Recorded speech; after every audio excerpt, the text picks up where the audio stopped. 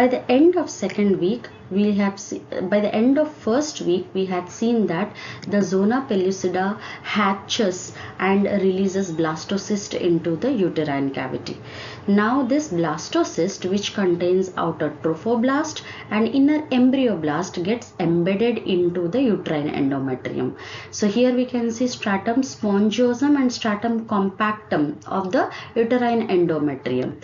So what happens at this particular point is that the trophoblast divides into inner cellular continuous cell walled layer, which is called as cytotrophoblast, and outer cell walls which doesn't have specific cell walls, and these cells are continuously present like a syncytium, and hence this part is called as syncytiotrophoblast. So two layers are formed in the trophoblast, cytotrophoblast and syncytiotrophoblast. In syncytiotrophoblast, slowly cavity formation takes place so that the uterine blood vessels can pour blood into it. Now here you see embryoblast. It is also dividing into two layers. We can see that above we can see the tall columnar cellular layer, which is called as the epiblast, and below cuboidal cell layer, which is called as hypoblast. These two layers will form two-layer germ disc. Okay, and we will see two cavity formation inside the trophoblastic or embryoblastic cavity. That is, what are the two cavities? Upper amniotic cavity and below primary yolk sac. How these two cavities are formed? First we will see that here there is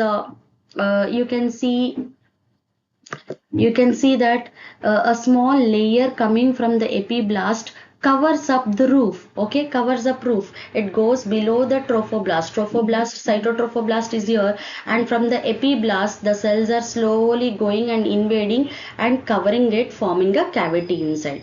This cavity is called as amniotic cavity. The layer which is coming is called as amniogenic cell layer. Now how we are looking at this particular section is there is a cavity and which we can see clearly like that? No, it is like a spear, and we are taking a cut section of it and we are looking inside so that we can see the cavity inside. So here you can see now upper amniotic cavity formation. Now let's look at below hypoblast onwards. Another layer is coming down, lining the inside of cytotrophoblast. That is called as Hughes membrane, and hence slowly a cavity is formed which is called as primitive yolk sac. Okay, because why it is primitive? Because this primitive will convert into definitive later.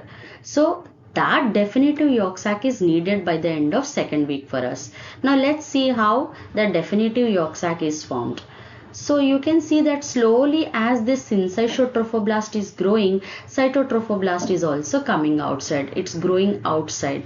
So a space is developed between Hughes membrane and the two cavities and the cytotrophoblast. This space is now filled with special type of cells which are called as, these cells are together called as extraembryonic mesoderm.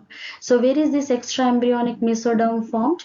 Extraembryonic mesoderm is formed in between the two cavities and the cytotrophoblast. Okay, so from where these cells are coming? These cells are coming from the Hughes membrane itself. Okay, from here they come, they separate these two layers and accumulate inside this space. Okay, meanwhile you can see that the syncytiotrophoblast is also presenting a big cavities which are called as lacunae, into which the uterine endometrial blood vessels start pouring the blood. Okay, so this is the maternal blood entering into the fetal tissue. So this is the site of first uteroplacental circulation. So by now we should know that the syncytiotrophoblast is related to the formation of the placenta. Okay, so here you will see uteroplacental circulation establishment by the second week development. Okay, so meanwhile what we can see inside the space between these two layers, new layer is formed. What is this called as? See, in this particular part, you can see uteroplacental circulation entering inside the lacunae. Okay, uterine blood is flowing now and reaching the embryonic cavities. So in between these two, now extra embryonic mesoderm is formed. You can see now a new layer developing between these two layers. This is called as extra embryonic mesoderm. Now extra embryonic mesoderm is formed. In this cells only again a cavity is developed. Why we need this cavity? Because so that we'll have two definitive layers, okay, and this primary yolk sac is not sufficient for us to give rise to organ systems later, so we need definitive yolk sac, and hence extra embryonic cavity is formed. This is called as extra embryonic coelom or chorionic cavity. As a result, slowly the cavity starts growing in size, and hence this area slowly will finish giving rise to two particular type of cell layers. What are the layers? One layer which is surrounding the yolk sac, which is called as planktopleuric extraembryonic mesoderm, and the layer which is lining the cytotrophoblast, that is called as somatopleuric extraembryonic mesoderm. Somatic outside, splankno means inside, visceral, it is close to the viscera. Somatic means outside, peripheral. Okay, so two layers of extraembryonic mesoderm is formed as a result of formation of extra embryonic coelom. Okay, as a result, one more event is also happening. See, primary yolk sac is now becoming more smaller in size. This particular yolk sac now is called as secondary or definitive yolk sac. So whatever is extra, it has been pinched off, okay, and left out later for disintegrating or removal. Okay, so this particular part which is removed off from the primary yolk sac, that is called as exocoelomic cyst. Okay, slowly it gets disintegrated or removed off. So as a result of second week, what structures we have seen formed? Everything happens in two parts. Okay, what are the parts? Let's revise once again. The trophoblast, two layers, inner cytotrophoblast, okay, and outer syncytotrophoblast.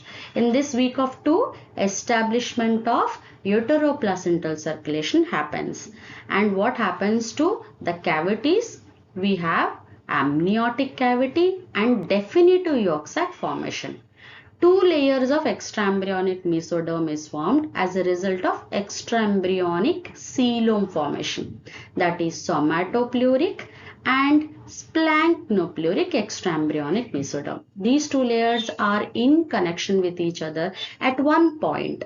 Okay, this point is called as the connecting stalk. In future, umbilical cord is formed here. Okay, so our cavity of two layers, two germ layers, that is epiblast and hypoblast, two cavities, that is amniotic cavity and definitive yolk sac, is formed at the end of or by the end of second week. Okay, so that finishes our second week development. So you will see that this is the week of 2s. You can see now slowly exocoelomic cyst is gone. Okay, this is the end of second week.